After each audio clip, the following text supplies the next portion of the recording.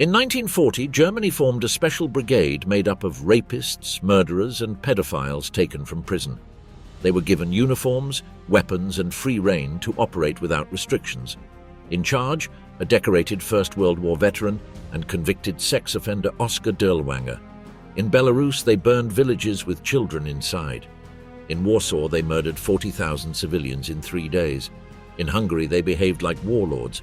They did not fight. They exterminated. Even SS officers requested their dissolution, not out of compassion, out of fear. Why did the Nazi regime keep this unit for 5 years despite its record of atrocities? Who protected Dirlewanger even after massacring hospitals, churches, and orphanages? And how did this criminal brigade manage to escape justice while Germany attempted to rebuild after the war? The monster of the Reich, the birth of the butcher Dirlewanger. In the spring of 1940, while Germany consolidated its dominance over Europe, a strange military experiment took shape under the watchful eye of Heinrich Himmler. At the Oranienburg training camp on the outskirts of Berlin, 80 men formed in silence. They were not ordinary soldiers. They were poachers, convicted criminals, extracted directly from the prisons of the Reich to form a unit unprecedented in modern military history. At their head was a man whose biography already contained all the elements of the perversion that would characterize this force, Oskar Paul Dirlewanger. Born in 1895 in Würzburg, Bavaria, Dirlewanger had lived a life marked by disturbing contrasts. A decorated veteran of the First World War, bearer of the Iron Cross First and Second Class, he was also a doctor of political sciences, whose thesis defended a planned economy from a nationalist perspective, anticipating key elements of the future Nazi economic policy. This duality between intellectual and combatant concealed a more disturbing third dimension, that of a sexual predator and corrupt individual. After the Great War, Dirlewanger found his place in the violent Freikorps that fought communists and left-wing radicals in the nascent Weimar Republic. In March 1921, he led operations against communist militias in Sangerhausen, already displaying a brutality that exceeded the military norm. Simultaneously, he built a career in the emerging Nazi movement, joining the NSDAP in 1923. His trajectory suffered a devastating setback in 1934 when he was arrested and convicted for the sexual abuse of a 14-year-old girl, a Red Cross volunteer. To this charge were added accusations of embezzlement and abuse of authority. Sentenced to 2 years in prison, he was stripped of his rank, his academic title, and expelled from the Nazi Party. For anyone else, this would have been the end. But Dirlewanger had powerful allies. Gottlob Berger, a high-ranking SS officer and his friend since the Great War, interceded for him before Himmler. After serving part of his sentence and a brief stint in the Welzheim concentration camp, he was offered redemption by serving in the Condor Legion during the Spanish Civil War. In Spain, far from public scrutiny, Dirlewanger revealed his true nature. Accusations of rapes and arbitrary murders did not stop his rehabilitation.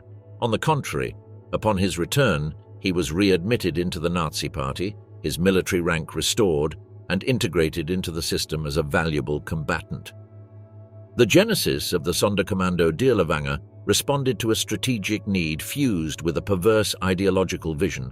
The Reich needed to combat partisans in the forests of Eastern Europe. For this, Himmler proposed recruiting poachers, men experienced in tracking and handling weapons in wooded environments. The fact that they were criminals was not an obstacle, but, in the twisted Nazi logic, an advantage.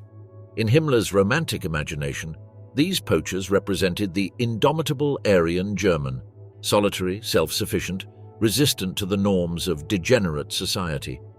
Their criminality was interpreted as proof of an ungovernable nature that could be channeled toward ideological ends.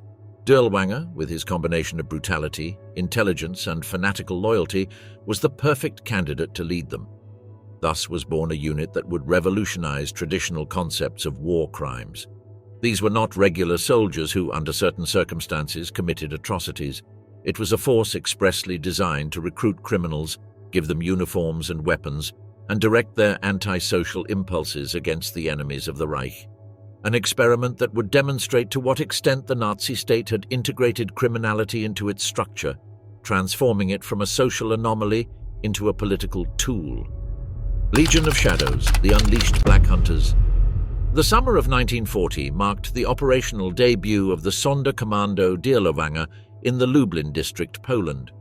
With barely a few weeks of basic training, these first 80 poachers, clad in black uniforms that earned them the nickname Black Hunters, were deployed with the supposed mission of combating partisans and ensuring security in the rear. However, from the beginning they operated under rules different from any other conventional military unit. The profile of these initial recruits was heterogeneous. Some were simply impoverished peasants who had hunted illegally during the Great Depression. Others had darker records: assaults, armed robberies, homicides in brawls. What united them was their familiarity with firearms and their knowledge of wooded terrain, skills theoretically valuable for hunting partisans. Official reports from this first period reveal a significant discrepancy between the declared mission and reality. During their first months in Lublin, there were no documented confrontations with partisans or casualties that suggested real combat. What abounded were complaints of thefts, rapes, and murders perpetrated against the Polish civilian population. A particularly revealing aspect was their behavior in the Lublin Jewish ghetto. Dirlewanger's men regularly entered, arbitrarily selected men and women for interrogations, and released them after obtaining payments in the form of money, jewelry, or forced services. These systematic extortions enjoyed the tacit approval of their commander, who actively participated in the looting. Complaints reached high-ranking SS officers in the region who requested their withdrawal. In January of 1942, the unit was officially transferred to Belarus, although Dirlewanger deliberately delayed the departure to continue his predatory activities. Far from being punished, the unit was expanded. Himmler, impressed by their effectiveness, authorized the incorporation of new recruits with even more disturbing profiles. An order was issued allowing the recruitment of prisoners convicted of serious crimes such as rape, murder, pedophilia, arson, and sadistic crimes. Members of disciplinary units from the Wehrmacht and the SS were also integrated, men expelled from their original units for serious infractions. Between 1942 and 1943, the composition of the Sonda Commando underwent a radical metamorphosis. The original poachers were gradually replaced by violent criminals, sociopaths, and the mentally ill. The unit grew to exceed 300 men, organized into companies with a formal military structure, although their internal discipline remained chaotic. To these Germans were added auxiliaries recruited in occupied territories, mainly Ukrainians and Russians, many of them former Soviet prisoners who preferred to collaborate rather than die in the camps.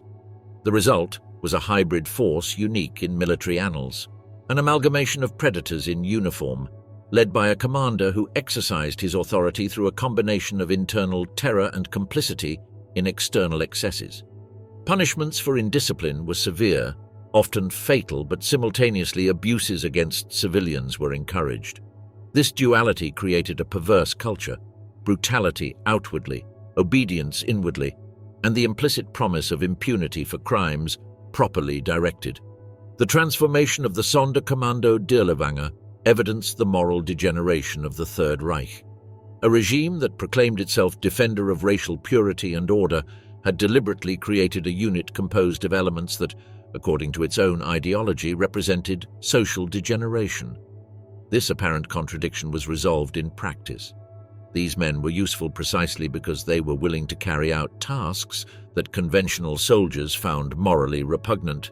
By early 1942, this anomalous force was ready to be deployed at the epicenter of the Nazi War of Annihilation, the Eastern Front. Green hell, Belarus in flames. Belarus, with its vast forests and swamps, became the ideal setting for the irregular warfare that would define the Sonda Commando Dirlewanger. This territory, annexed after the Soviet invasion of 1941, housed a growing partisan resistance made up of Red Army soldiers who had escaped capture, Jews who had fled from ghettos, and local peasants radicalized by the brutality of the occupation. At the beginning of 1942, German authorities estimated the presence of about 23,000 active partisans in the region, a significant threat to the supply lines of Army Group Center. The German response transcended any conventional concept of counterinsurgency. It was not about neutralizing enemy combatants, but devastating their support base through an unprecedented scorched earth policy. Between January 1942 and August 1944, the Sonda Commando participated in at least 55 major anti-partisan operations, including Operation Bamberg, April 1942, Operation Erntefest, autumn 1943, and Operation Cottbus, May 1943. Each represented a distinct chapter in the scale of brutality. The operational mechanics were refined during this period. Entire zones were designated as partisan territory, and all villages within that perimeter became legitimate targets. Troops advanced methodically, surrounding each locality. Inhabitants were gathered in the central square and subjected to a rudimentary selection. Young men and unmarried women were separated for deportation as forced labor. The rest, the elderly, children, mothers with babies, were frequently executed on the spot or locked in communal buildings that were then set on fire. Operation Cottbus exemplifies the magnitude of these actions. During May 1943, more than 20,000 deaths were reported. A subsequent analysis of official reports reveals that only about 500 weapons were recovered, indicating that less than 5% of the victims could have been combatants. In one district alone, mass graves were found containing more than 1,200 bodies, mainly women, the elderly, and children. The Sonda Commando developed specific techniques that distinguished it even in this context of widespread brutality. One particularly atrocious strategy was its method for clearing minefields. Groups of captured civilians were forced to walk in line over suspicious terrain, triggering explosions that cleared the way for the troops. In one documented operation, this technique caused the death of approximately 3,000 people in just 3 days. The inhumanity reached levels that disturbed even observers accustomed to the atrocities of the Eastern Front. An internal report from 1943 documents how, in the village of Borki, after executing the adults, the children were gathered in the schoolyard. Instead of using ammunition, members of the Sonda Commando killed them by beating them with rifle butts and smashing their skulls against walls. When some soldiers showed reluctance, Dirlewanger personally demonstrated the proper technique, breaking a child's neck with his bare hands. The official figures from this period are staggering. In reports to Himmler dated June 1943, Dirlewanger claimed that his unit had eliminated 15,000 enemies in 15 months, with only 92 casualties of their own. This disproportion, far from raising suspicions, was celebrated as proof of operational efficiency. The extreme brutality began to generate concerns within the Nazi apparatus itself, not for humanitarian considerations, but for its strategic counterproductivity. The German General Commissioner of Minsk sent an extraordinary letter to the SS High Command at the end of 1943, denouncing that the methods of the Sonda Commando were worthy of the 30 Years' War and were radicalizing the local population and pushing them into the arms of the partisans. This internal criticism culminated in a revealing phrase: "When women and children are massacred en masse or burned alive, not even the appearance of humane conduct of war remains." That a high-ranking Nazi official considered it necessary to remind his superiors of this evidences the extent to which the Sonda Commando had crossed even the lax red lines of the Third Reich. However, these warnings were ignored. Dirlewanger, far from being disciplined, received the German Cross in Gold in 1943 for his exceptional achievements. This decoration, approved by Himmler himself, perfectly symbolizes how the unit was not an anomaly within the system, but its most blatant expression. For the inhabitants of Belarus, the impact was apocalyptic. Entire communities were erased from the face of the earth. Subsequent studies estimate that by the end of the war, more than 60% of Belarusian villages had been partially or totally destroyed. The population suffered proportionally the greatest losses of the entire Soviet Union, with more than 2.2 million dead out of a pre-war population of 10 million. When the Red Army launched Operation Bagration in June 1944, triggering the liberation of Belarus, the Sonda Commando Dirlewanger retreated toward Poland, leaving behind a devastated and traumatized territory. Their next destination would be the Polish capital, where they would carry out an urban massacre that would scandalize even those familiar with their record. Warsaw on the Cross, the city crucified by terror. On August 1, 1944, the Armia Krajowa, Polish Home Army, initiated a massive uprising against the German occupation in Warsaw. With the Red Army approaching the eastern outskirts of the city, the 20,000 Polish fighters sought to liberate the capital before the Soviet arrival, thus asserting their sovereignty against imminent communist influence. Within hours, they took control of large urban areas, establishing barricades and defensive positions that surprised the German garrison. Hitler's reaction was immediate and disproportionate. He ordered the total destruction of Warsaw and the systematic extermination of its 1.3 million inhabitants as an exemplary punishment. The city must completely disappear from the face of the earth, he decreed. To execute this sentence, Himmler mobilized specialized repression units, among which the Sonda Commando Dirlewanger stood out, now promoted to brigade status. When they arrived in Warsaw on August 3, Dirlewanger's unit presented an even more heterogeneous composition than in Belarus. Its approximately 2,000 troops included the original German criminals, Eastern auxiliaries, mainly Ukrainians, and new recruits extracted directly from concentration camps. To them was added the Russian collaborationist brigade Rona, also known as the Kaminsky Brigade, a force of similarly sinister reputation. The western district of Wola, assigned as the initial operational area, was densely populated by working-class families and did not constitute a significant insurgent stronghold. This strategic designation revealed the true nature of the mission. It was not a military operation against combatants, but a reprisal against the civilian population. The chronological sequence of events in Wola constitutes one of the darkest episodes of the war in Europe.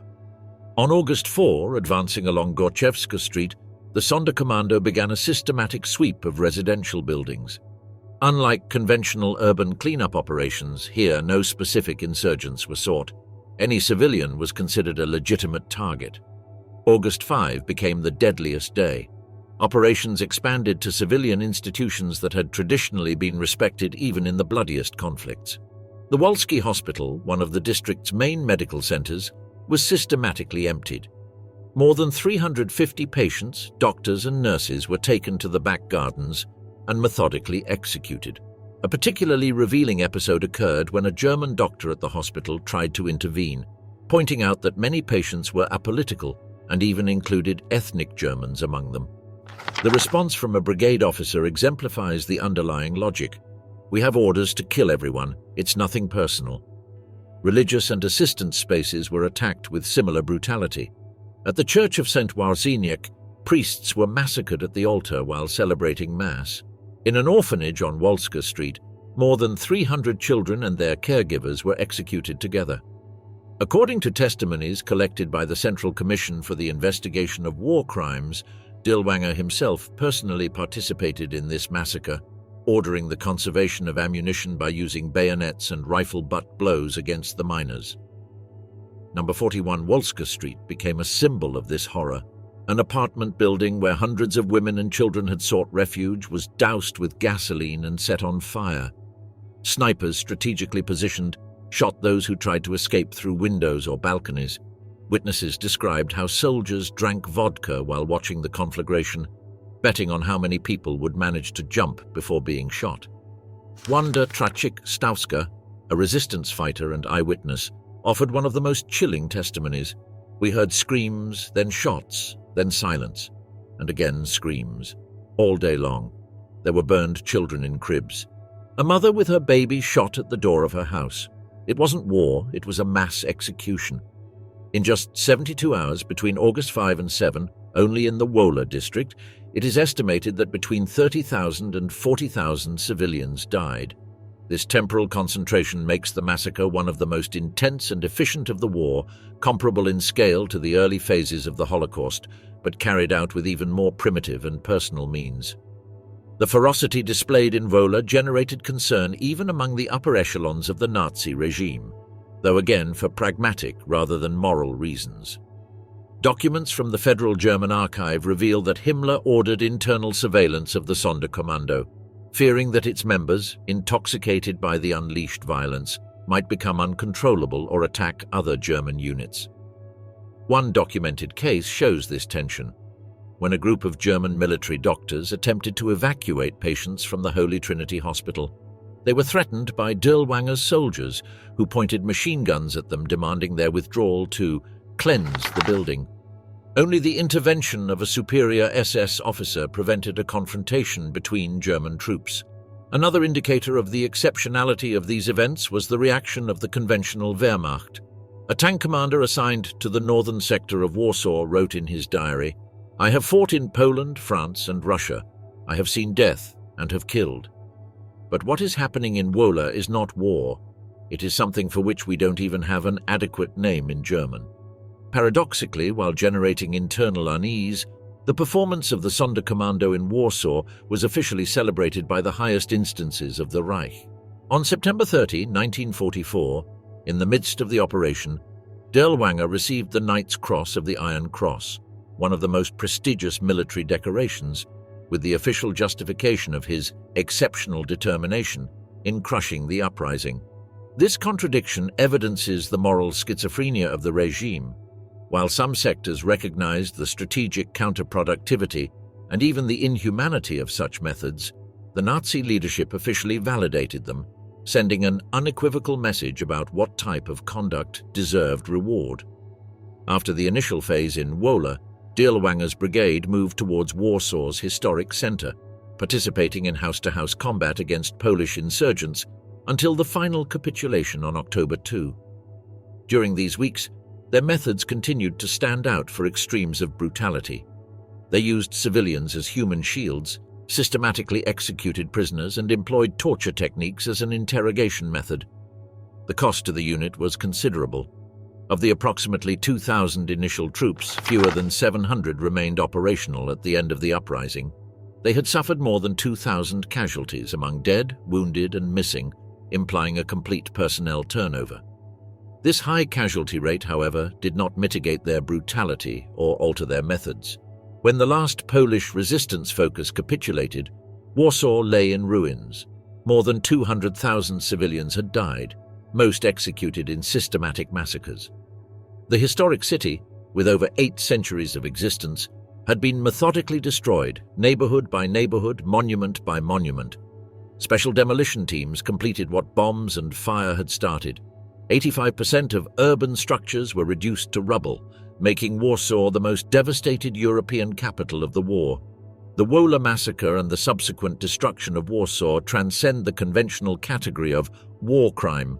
They represent a paradigm of what philosopher Giorgio Agamben would later call a state of exception, the total suspension of legal and moral order, where any atrocity becomes possible because the sovereign has decreed that certain human lives are completely devoid of value. In this extreme context, the Sonda Commando Dirlewanger was not an aberrant anomaly, but the perfectly designed tool to implement this exceptional logic. Its members, already situated outside conventional social norms due to their criminal records, became ideal executors of a policy that had transcended all limits of Western civilization. The Brotherhood of Darkness, the International of Horror. While the Dirlewanger Brigade ravaged Warsaw with a ferocity that scandalized even Nazi officers, something deeper was occurring in the shadows of history. This Sonda Commando, originally composed of German poachers and criminals, had transformed into a transnational organism of violence, where ideology, sadism, and pragmatic utility converged without friction. By 1944, Dirlewanger no longer commanded just a German unit. He commanded a true international of horror. During the campaigns in the East, especially in Belarus, Dirlewanger received reinforcements not only from German prisons, but also from occupied territories. These were Russians, Ukrainians, Belarusians, and Balts, many of them former Soviet prisoners who enlisted to avoid dying in prisoner-of-war camps or out of sheer desperation. These incorporations were not ideological. They were transactions of survival. Former collaborators of the infamous Rona, Russian Brigade, known for its brutality against civilians, especially women, were also integrated. In Warsaw, they fought alongside Dirlewanger's men during the Wola district massacre. Their reputation was such that even the Germans avoided operating near them. Some testimonies speak of soldiers from both units competing in acts of sadism, as if barbarity had lost all military reference framework. A little documented but crucial aspect was the presence of women in the brigade's environment. Although they did not formally fight, some participated as informants, nurses, or forced sexual collaborators. In certain cases, active acts of brutality by civilian collaborators were reported. A case registered by the Polish War Crimes Commission describes a Ukrainian woman who accompanied Dirlewanger in Warsaw and was seen beating children with a chain after interrogations. Another German nurse temporarily assigned to the unit witnessed female collaborators marking the doors of hidden Jewish apartments with lipstick to facilitate raids. In the morally inverted ecosystem of the brigade, these female figures did not humanize the violence. They integrated it, amplified it, and in some cases institutionalized it as part of the absolute dominion over others' bodies. The brutality of the Sonda Commando Dirlewanger was not limited to external enemies. On many fronts, the mere name of the unit was used by officers of other formations as a threat to discipline insubordinate soldiers. Phrases like, "If you don't obey, I'll send you to Dirlewanger," circulated in Wehrmacht and Waffen-SS battalions as a sort of exemplary punishment. The High Command knew it. Himmler, far from opposing it, considered the fear of ending up among the beasts useful for maintaining obedience. Disciplinary transfers were even documented. Soldiers who committed serious offenses were temporarily sent to Dirlewanger, not as punishment, but as a trial by fire to redeem themselves through brutality. The Sonda Commando operated as an almost autonomous structure within the Nazi machinery. Internal reports reveal that the unit had its own system of looting, favor exchange, and internal punishments. Punishments could include public executions for disobedience, while rewards included liquor, free time, and captive women. This parallel structure of authority was tolerated, even promoted, by figures like Gottlob Berger, Dirlewanger's mentor, and a high-ranking SS officer who avoided multiple attempts at dissolution by alarmed local commanders. For Berger, the Sonda Commando was a useful tool. No one else volunteered to do what they did. As the atrocities of the Sonda Commando became known, the Soviets exploited them in their war propaganda. They dropped leaflets from the air in areas occupied by the Germans, denouncing the crimes committed by Dirlewanger. Radio Moscow broadcast testimonies from Belarusian peasants, child survivors of massacres, and accounts from Red Army soldiers who had found mass graves. Even on fronts where Dirlewanger had not acted directly, his name was invoked as a symbol of the absolute enemy. The Soviets quickly understood that this kind of horror did not need to be invented or exaggerated. It was enough to name it. In Poland, the term Dirlewangerzy became synonymous with demons or murderous ghosts. It was the embodiment of irrational fear, a band of soulless men who appeared out of nowhere to burn villages, rape, murder, and disappear. This chapter in the history of the Sonda Commando Dirlewanger makes it clear that it was not simply a monstrous unit, but a perfect synthesis of the Third Reich in its terminal phase. An apparatus that combined ideology, common crime, impunity, and political utility. The regime not only allowed its existence, it turned it into a model, protected it, and celebrated it. It awarded decorations, increased its rank, and expanded it despite internal protests. Crime was institutionalized not as an exception but as an operational method. And worse, it was exported, diversified, and integrated across nationalities, languages, and borders. Dirlewanger did not simply lead a criminal unit. He led an ecosystem of legalized brutality, a symphony of degeneration carefully orchestrated by the Nazi state. From Slovakia to Hungary, the last campaign of horror. In mid-October 1944, with the ashes of Warsaw still warm, the Sonda Commando Dirlewanger received new orders to move to Slovakia to suppress another uprising. The Slovak national uprising, which began on August 29th, represented another challenge to Nazi order in Central Europe. By then, the unit had undergone fundamental transformations that reflected the general decomposition of the Reich. The internal composition of the Sonda Commando no longer bore any relation to its original configuration. The German poachers who formed its initial core had been largely replaced. What remained was a bewildering human mosaic. veteran German criminals, Slavic auxiliaries, prisoners extracted from concentration camps, including communists, useful Jews, and political opponents, soldiers punished for serious indiscipline, and even deserters from the Eastern Front who were offered this alternative to summary execution. This extreme heterogeneity turned the Sonda Commando into a microcosm of the Nazi concentration camp universe. Victimizers and victims forced to coexist in a militarized unit where the only constant was violence, both internal and projected outward. An internal SS report dated November 1944 captured this essence. The unit presents an unstable and dangerously volatile composition. Some men follow orders out of fear, others for promises of clemency, and many simply out of predatory instinct. The operational framework in Slovakia differed significantly from previous scenarios. The country, formerly independent under the collaborationist government of Josef Tiso, had not experienced the same level of direct occupation as Poland or Belarus.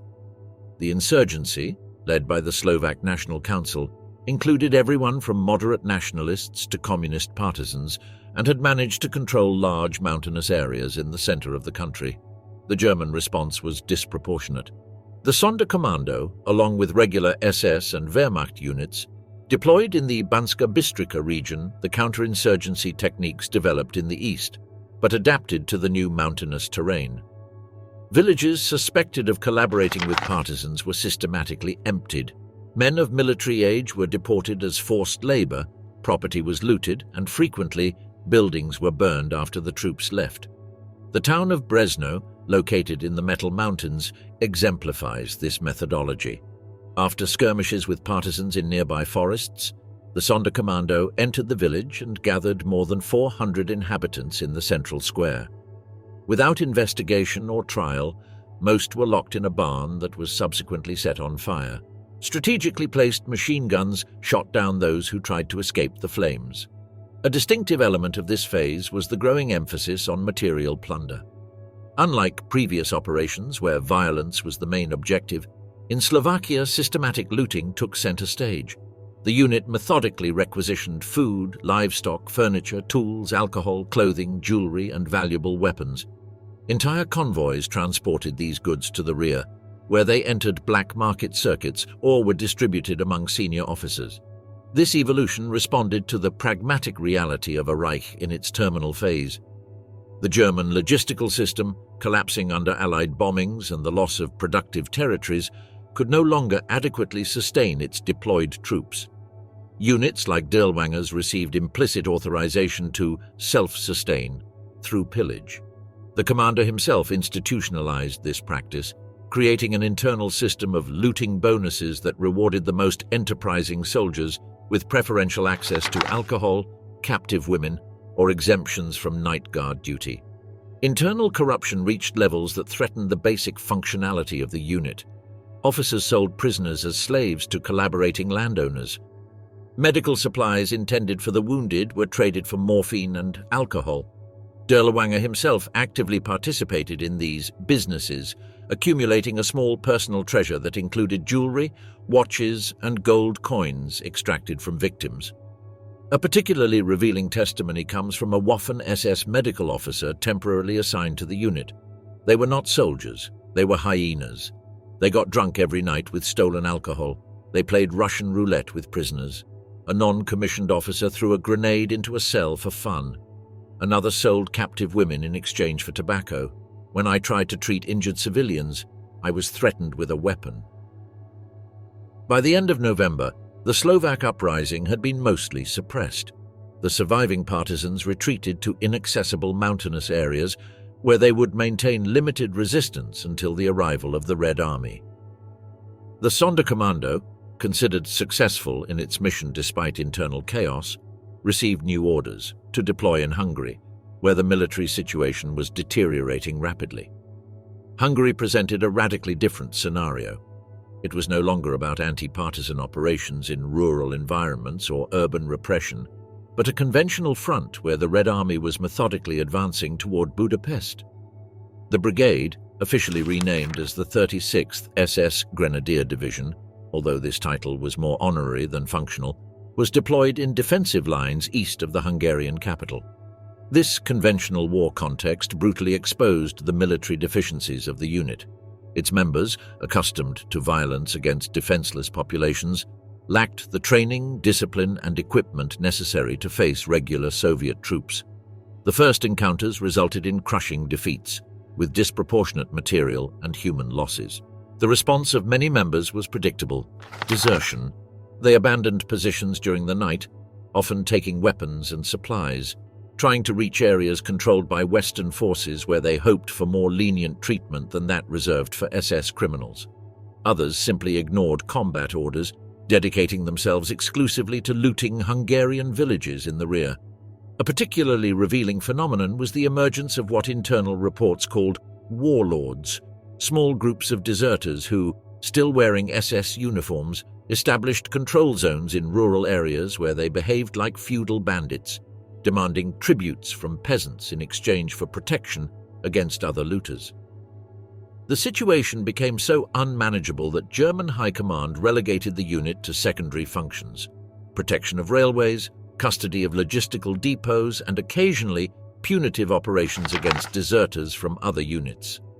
Even in these relatively simple tasks, their performance was catastrophic. An intercepted letter by German counterintelligence, written by a regular Wehrmacht officer stationed near Budapest, summarized the general sentiment: "I fear the Dirlewanger Brigade more than the Soviets themselves. Wherever they pass, they leave a trail of destruction that not even enemy bombings can match. They have killed more Hungarian civilians than Russian soldiers defeated. They obey no one, not even their own officers." In December 1944, with Budapest practically surrounded by Soviet forces, the unit was in full organic decomposition. Massive desertions, endemic alcoholism, chronic indiscipline, and frequent internal clashes over loot distribution had reduced its military effectiveness to insignificant levels. Dirlewanger himself, aware that the war was lost, had begun preparations for his personal escape. Documents captured after the war reveal that he had accumulated false identities, established contacts with escape networks, and transferred part of his personal loot to intermediaries in Switzerland and Spain. His fanatical loyalty to Nazism, if it ever genuinely existed, had been replaced by the basic instinct of survival. This terminal phase in Hungary exposes a frequently ignored dimension of the Nazi collapse: the disintegration not only of its military and logistical structures, but also of its moral and ideological apparatus. The Dirlewanger Brigade, stripped of any political or military pretext, had been reduced to its fundamental essence: a band of criminals in uniform, the perfect symbol of a regime that had institutionalized crime as a method of governance. Final collapse: the last order of hell. In February 1945, the Sonda Commando Dirlewanger underwent its last official metamorphosis. In an almost surreal act considering the German military reality, the unit was formally elevated to the status of the 36th SS Grenadier Division. This promotion reflected the bureaucratic fantasy of a regime that continued issuing grandiose appointments while its territory shrank daily under the Allied advance. The human composition of this division in its final months perhaps constitutes the most extreme example of Nazi structural perversion. Alongside the few original criminals who still survived, their former victims now marched under the same flag: political prisoners, anti-fascists, communists, Jews selected for useful skills, homosexuals, Jehovah's Witnesses, and other groups systematically persecuted during 12 years of Nazism. This forced fusion of perpetrators and victims created situations of tragic irony: Jewish scientists forced to develop improvised explosives, German communists transmitting orders from SS officers, pacifist intellectuals carrying ammunition for violent criminals. It was a living allegory of the moral decomposition of the Third Reich. At the end of February, a crucial event accelerated the effective dissolution of the unit. Dirlewanger was seriously wounded during a skirmish near Brandenburg, on the outskirts of Berlin. A Soviet bullet pierced his left lung, forcing his evacuation to a rear military hospital. Command was temporarily transferred to SS Brigadeführer Fritz Schmedes, a regular officer with no previous experience with this peculiar formation. Without Dirlewanger's intimidating presence, the fragile internal balance quickly collapsed. Veteran non-commissioned officers, aware they would be treated as war criminals upon capture, intensified preparations to flee. Forced recruits sought any opportunity to desert. Slavic auxiliaries, knowing their compatriots would consider them traitors, tried to get rid of uniforms and identifying insignias. To complicate the situation, the unit was fragmented and distributed across different sectors of the Eastern Front, mainly in the Brandenburg region, the last defensive barrier before Berlin. In these positions, they fought desperate battles against the unstoppable Soviet advance, suffering massive losses against an enemy infinitely superior in numbers, equipment, and motivation. A German General Staff report dated March 24, 1945 offers a brutal assessment of their combat value. The 36th Division lacks tactical cohesion, basic discipline, and will to fight. Its units abandon positions without orders, use ammunition inefficiently, and do not maintain reliable communications with higher commands. Its only potential usefulness is as a shock force in suicidal attacks. By mid-April, with Berlin surrounded by the Red Army, the scattered remnants of the former Dirlewanger Brigade were incorporated into the desperate defense of the capital. Reduced to a few hundred troops, these disjointed groups fought in the southern and central sectors of the city, mixed with Volkssturm units, popular militia, Hitler Youth detachments, and the last Waffen-SS battalions. Documents describing these final days depict chaotic scenes. Some members, especially those forcibly recruited, desperately tried to blend in with the civilian population, discarding uniforms and military documentation. Others, knowing their record, condemned them regardless of their uniform, fought with suicidal determination, preferring to die in combat than face Allied or Soviet justice. One particularly fanatical group established defensive positions in the ruins of the Ministry of Propaganda, where they resisted for several days under intense artillery fire. When Soviet forces finally stormed the building on May 1st, they found a macabre scene. In addition to the defenders killed in combat, they discovered numerous bodies with gunshot wounds to the head, evidence of a collective suicide before imminent capture. On May 2nd, 1945, with the definitive fall of Berlin, the official history of the Dirlewanger Brigade came to an end. The few survivors were captured by the Soviets or dispersed in the chaos of defeated Germany, attempting to evade the justice that finally loomed over the Third Reich. Meanwhile, the fate of Oskar Dirlewanger himself followed a singular course. After partially recovering from his lung injury, he had left the military hospital before the Soviet arrival. For weeks he moved through occupied Germany using false documentation under the name Heinrich Anger, a supposed refugee from Silesia. This disguise initially worked, allowing him to cross areas controlled by Americans until reaching the French occupation sector. On June 1, 1945, his luck dramatically changed near Altshausen, southern Germany. A former prisoner from the Dachau concentration camp recognized him among a group of refugees and alerted French authorities. After initial interrogations, where he maintained his false identity, dental records and characteristic scars confirmed his true identity. He was interned in a barracks under nominal French custody, but effectively guarded by exiled Polish guards serving as occupation force auxiliaries. What happened on the night of June 5th to 6 remains partially in shadow, although multiple subsequent testimonies construct a coherent picture. The Polish guards, upon confirming they were guarding the Butcher of Warsaw, decided to administer direct justice. They took him out of his cell during the night, brought him to an isolated room and beat him brutally, including blows with batons, kicks with military boots, and, according to some versions, bayonet stabs. Dirlewanger, weakened by his recent wound, quickly succumbed to this treatment. The official French report, notable for its brevity and vagueness, simply recorded that the prisoner was found dead in his cell after an apparent dispute between inmates. His body was buried without ceremony in an unidentified common grave. Only decades later, in 1960, a forensic exhumation definitively confirmed through dental records that those remains indeed belonged to Oskar Dirlewanger. This death without formal trial deprived history of a process that could have illuminated one of the darkest chapters of the Nazi regime. Dirlewanger never publicly answered for his crimes, and many operational details of his unit were lost with him, creating a documentary void that complicated the later prosecution of his subordinates. Regarding the approximately 700 brigade members who survived the war, Their collective fate represents one of the most significant failures of post-war transitional justice. Most managed to evade legal responsibility, benefiting from the administrative confusion of the period, the systematic destruction of records during the final days of the Reich, and subsequently the onset of the Cold War that redirected political priorities. Some disappeared using the famous rat lines, clandestine networks facilitating escape to South America or Arab countries. Others were recruited by Western or Soviet intelligence services, exchanging valuable information for new identities. However, most simply quietly reintegrated into German civilian society, adopting the role of ordinary citizens in the reconstructed Federal Republic. Only a small fraction faced judicial processes. In the Nuremberg trials, the Sonda Commando was mentioned tangentially, but did not constitute a priority focus of investigation. Attention centered on the upper structures of the regime, not on specific units, notorious as they might have been.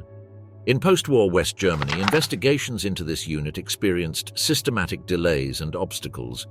Prosecutors continually found incomplete files, missing witnesses, or ambiguous legal jurisdictions.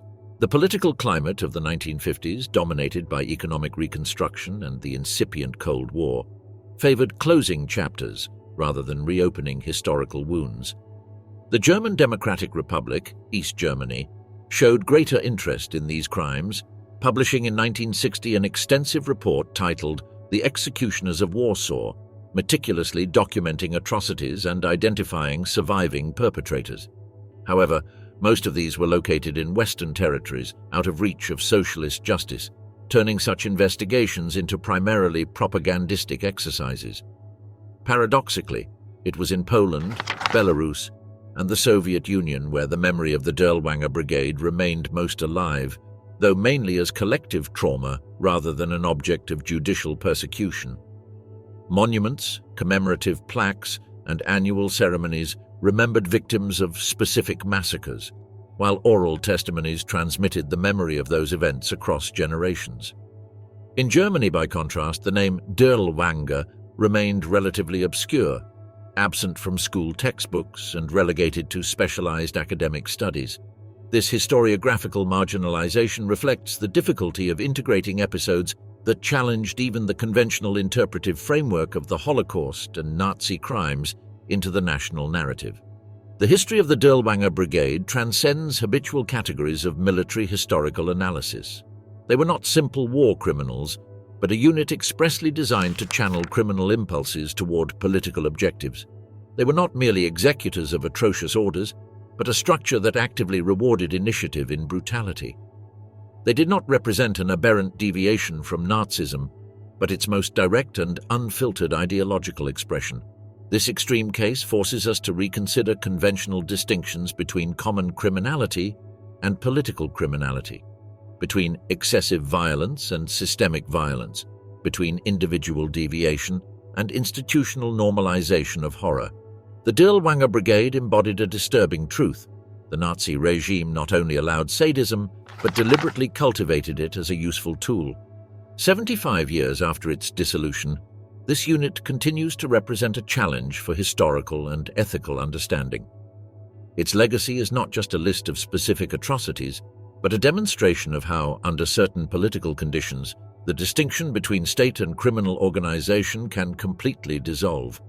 Its history reminds us that civilization is a fragile construction, constantly threatened by forces that, far from being inexplicable anomalies, can be cultivated and directed by political systems that find functional utility in barbarism.